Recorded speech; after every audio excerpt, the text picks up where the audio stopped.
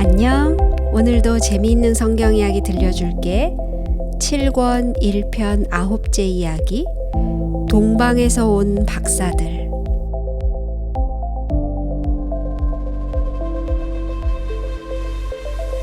예수님의 탄생을 축하하기 위해 천사들이 베들레헴에 내려왔을 때 하늘에서 빛나던 이상한 빛을 본 사람이 몇 사람이었는지 아무도 몰라요.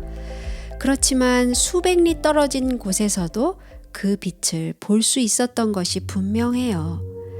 아라비아인지 페르시아인지는 모르지만 팔레스틴의 동쪽에서 멀리 떨어진 곳에서 한 작은 무리가 이 빛을 보고 분명히 무슨 특별한 뜻이 있다고 확신하게 되었어요.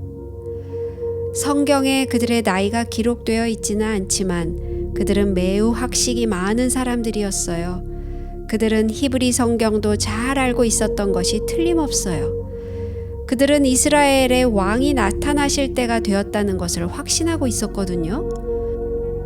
그들은 다니엘과 모세와 이사야와 다른 예언들을 연구해 왔던 것이 분명해요.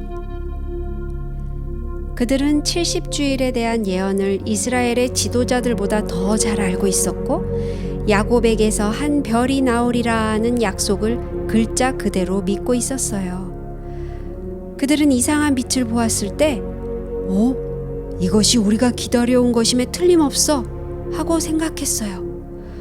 그리고는 그것이 무엇을 뜻하는지 알아보기 위해 길을 떠난 거예요.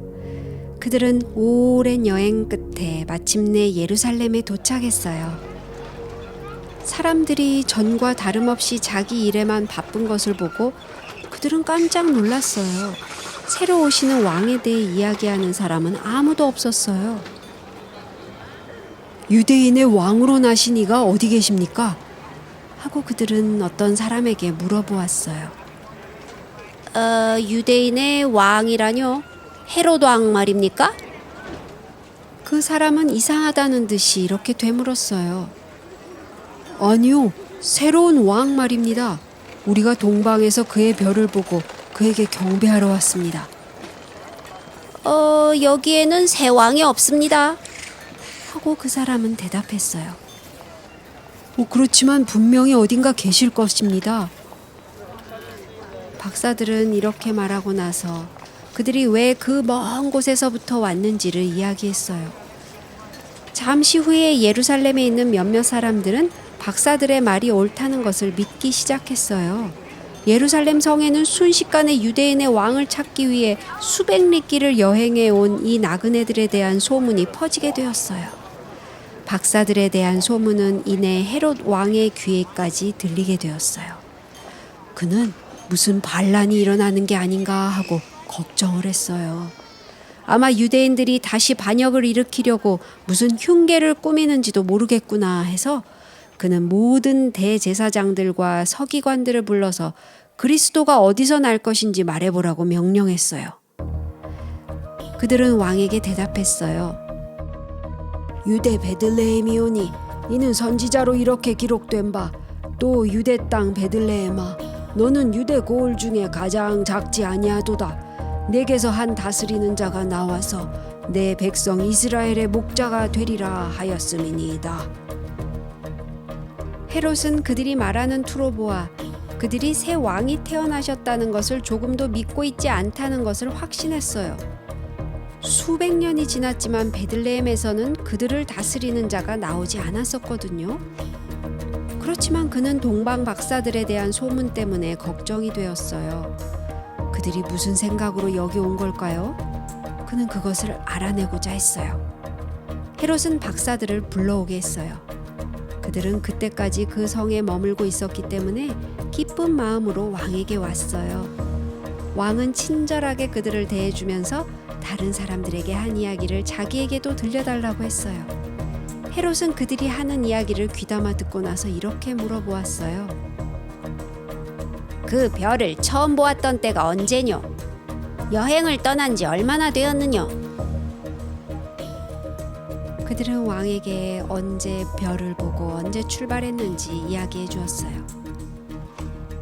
그대들은 베들레헴에 새 왕이 나셨다고 생각하느냐? 그렇습니다. 그대들은 그 왕이 벌써 태어나셨다고 믿고 있느냐? 그렇게 예언되어 있습니다. 그렇다면 베들레헴에 가서 그 아기를 찾거든 내게 고하여 나도 가서 그에게 경배하게 할지어다. 박사들은 왕에게 감사를 드리고 그를 떠나갔어요. 이것이 그들이 예루살렘에 도착한 후로 그들에게 있었던 가장 기쁜 일이었어요. 이제는 헤롯 대왕이 그들을 도와서 찾아주려고 하는 것이 아니겠어요?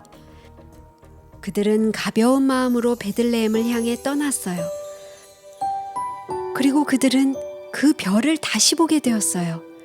예루살렘에 도착한 후로 보이지 않았던 별이었는데 바로 몇 주일 전에 그들이 동방에서부터 보았던 별이 다시 보인 거예요. 그 별은 지금 작은 동네 위에서 빛나고 있었어요. 그들은 기쁨에 넘쳐서 어쩔 줄을 몰랐어요. 그 별이다! 그 별이 다시 나타났어! 아마 서로 바라보며 외쳤을 거예요. 이제 새 왕을 찾을 시간이 얼마 남지 않았다는 것을 알고 그들은 낙타를 몰고 힘차게 앞으로 나아갔어요. 그들이 낙타의 발굽소리를 내면서 다윗 성문을 지나갈 때 사람들은 이 부자처럼 보이는 사람들이 도대체 누구일까 하며 궁금한 듯이 쳐다보았어요. 그러나 인구조사 때문에 워낙 많은 사람들이 성으로 몰려들었기 때문에 사람들은 그들에게 별다른 관심이 없었어요. 드디어 세 사람의 박사들은 요셉과 마리아가 머물고 있는 집에 도착했어요. 그들은 집에 들어가 아기와 그 모친 마리아와 함께 있는 것을 보고 엎드려 아기께 경배했다고 기록되어 있어요. 화려한 옷을 입은 세 사람의 박사들이 아기 예수님 앞에 엎드려 경배하다니 얼마나 놀라운 광경이었을까요? 마리아가 어떻게 했을지 한번 상상해 보세요. 그 나그네들이 자루와 각종 상자를 열고 그가 구경해 보지도 못했던 보물들을 꺼냈을 때 마리아와 요셉은 놀라움으로 눈이 휘둥그레졌을 거예요. 그들은 왕에게 드리기 위해 가지고 온 황금과 유황과 몰약을 그 어린 아기 앞에 드린 것이에요. 아마 마리아와 요셉은 감사와 기쁨의 눈물을 흘렸을 거예요. 정말 감사합니다. 먼 곳에서 오셔서 이런 많은 선물을 주시다니 너무 감사합니다. 하고 요셉이 말했을지 몰라요. 그리고 그들은 요셉과 마리아를 떠났어요. 그리고는 역사 속에 묻혀버리고 말았어요. 그들이 그 후 어떻게 되었는지는 아무도 모르지만 그들이 남긴 아름다운 이야기는 영원히 남아있을 거예요. 그리고 아마 이 다음에 하늘나라에 가면 만나볼 수 있지 않을까요?